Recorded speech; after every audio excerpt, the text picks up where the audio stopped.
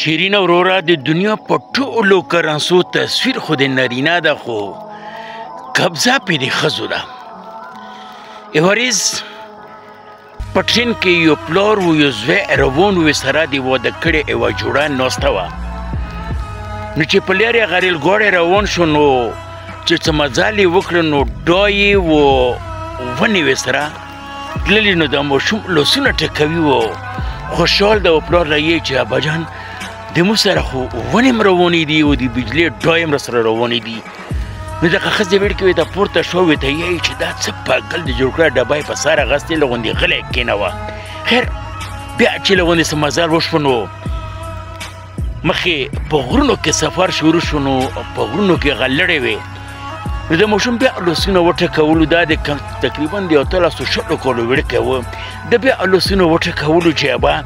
د مو سره خو غرونه م روان دي او د مو سره خو لړې م روانې دي. نو دغه ښځه ورته یایي دا واده کړې ورته یایي چې باباجي دا په بغلخانې کې داخل که د ده علاج وکړه اسپتال یې بوځه شاید چې دا نفسیاتي مریض کته شي نو هغه به پلار یې ورته یایي چې بچې دا خو مې اوس د اسپتال نه راوستم اوس ډیچاره شو دا د یو څو میاشته و چې د زنګوی نه غورځېدلی و نظیر یې لاړ و. اوس دا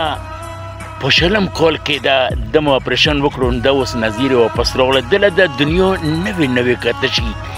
ځکه دا یې چې د مو سره ډای روانې دي د ما سره غرونه روان دي چې د مخکې دنیا نه وه لیدلې. نو ګلالو بچو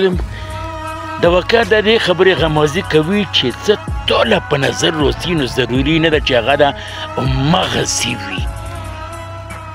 د خپل ځان خلاصېدو ډېره ډېره مهرباني خوشحال اوسئ.